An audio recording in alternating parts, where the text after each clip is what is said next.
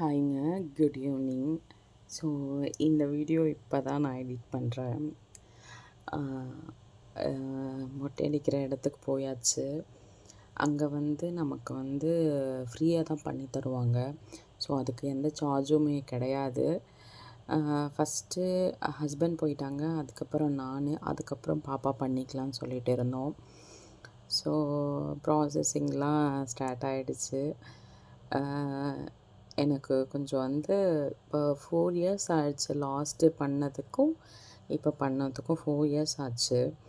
So லாஸ்ட்டாக வந்து 2021 பண்ணியிருப்பேன். இப்போ வந்து 2025 பண்ணுறேன்.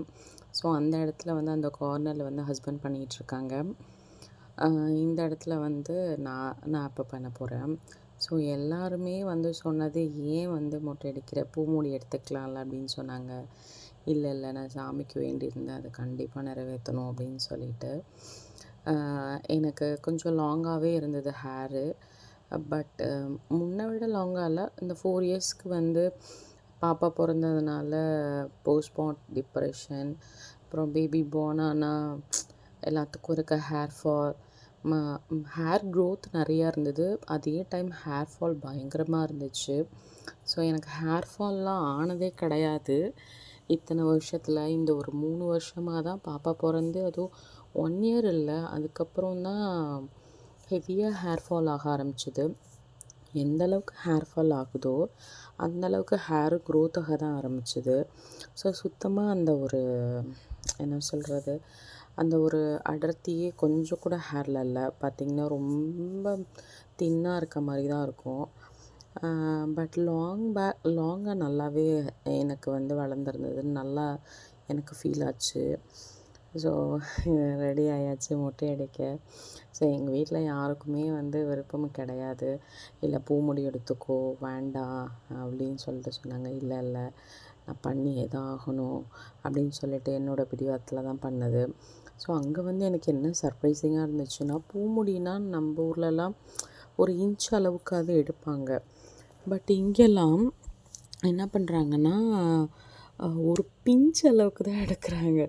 அது எப்படின்னா, சிசர் வச்சு லைட்டாக ஒரு 4-5 முடி சேர்த்து எடுத்தால் அப்படி இருக்கும், அந்த மாதிரி தான் எடுக்கிறாங்க. ஸோ வாட்டெவர் ஒவ்வொரு இடத்துல ஒவ்வொரு மாதிரி போல் இருக்குது. பட் அது எனக்கு கொஞ்சம் ஷாக்கிங்காக இருந்துச்சு, அந்த மாதிரி வந்து மொட்டை அடிக்கிறது. ஓகே, ஒவ்வொருத்தவங்க ஒவ்வொரு மாதிரி பண்ணுறாங்கன்னு நினச்சிட்டேன் நான். அதுக்கப்புறம் எனக்கு வந்து பண்ணவங்க விமென் தான். ஸோ பக்கத்தில் வந்து பண்ணிகிட்ருக்காங்க, ரொம்ப நல்லா பண்ணாங்க. லாஸ்ட் மினிட்ல தான் தலையில் கொஞ்சம் சின்னதாக காயம் ஆயிடுச்சு. பட் அதர்வைஸ் ரொம்ப நல்லாவே பண்ணாங்க. ரொம்ப பிளெஸ்டாக இருந்தது. ஏதோ ஒரு பாரம் வந்து மனசுக்குள்ளே இருந்த மாதிரியே இருந்துச்சு. நிஜமாக சொல்கிறேன், மொட்டை அடிச்சுட்டு வந்த உடனே அந்த கடவுள்கிட்ட எல்லாமே வந்து எல்லாமே கொட்டி தீர்த்த மாதிரி கொஞ்சம் ரொம்ப பிளெஸ்டாக இருந்துச்சு. ஏன்னா குழந்தைக்காக வேண்டியிருந்தது எல்லாமே நல்லபடியாக அமையும் போது ரொம்ப சந்தோஷமாக இருந்தது. ஆக்சுவலி இது வந்து ஒரு ப்ரீ பிளான்டு தான், எதுவுமே பிளான் பண்ணி போகாததுனால எல்லாமே டக்குன்னு நல்லபடியாக அமைஞ்சிருச்சு. ஸோ கூட்டம் தான் கொஞ்சம் இருந்தது. அது எல்லாமே நான் கம்மிங் வ்ளாக்ஸில் வந்து ஆட் பண்ணுறேன். கிட்டத்தட்ட 5 hours வந்து நடந்திருக்கோம் சாமியை பார்க்க மட்டும். ஸோ அதிகமானதுனால அங்கே வந்து அன்வென்ஸ்போன் எல்இடியில் வந்து என்ன சொல்லிக்கிட்டாங்கன்னா, நாங்கள் மொட்டை அடிச்சுட்டு குளிச்சுட்டு சாமி பக்கம் கிளம்பிட்டோம். அங்கே அனௌன்ஸ்மெண்ட்டு எல்இடியில் வந்து நீங்கள் பார்க்க 2 days ஆகும்னு போட்டிருந்தாங்க.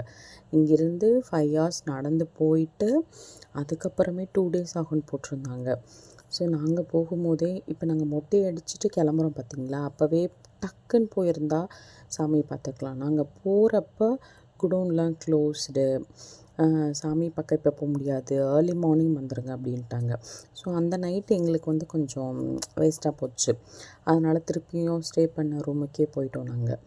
அப்புறம் போயிட்டு மார்னிங் சீக்கிரமாக எந்திரிச்சிட்டு ஒரு 6 o'clockலாம் போயிட்டோம். ஸோ திடுதிப்புன்னு போகிறவங்க, நீங்கள் ரூம் தான் எடுத்து ஸ்டே பண்ணணுன்னு எந்த அவசியமும் இல்லை. ஸோ சாரி, அந்த நேம் மறந்துட்டேன். நித்யாலயா சம்திங் ஒரு காட்டேஜ் மாதிரி கொடுக்குறாங்க. அங்கேவே வந்து நம்மளோட ஆதார் கார்டு எடுத்துகிட்டு போனால் நமக்கு ஒரு பெட்ஷீட்டு ஒரு பாய் கொடுத்துட்றாங்க. இடம் ரொம்பவே நல்லா இருந்துச்சுன்னு சொன்னாங்க எல்லோரும்.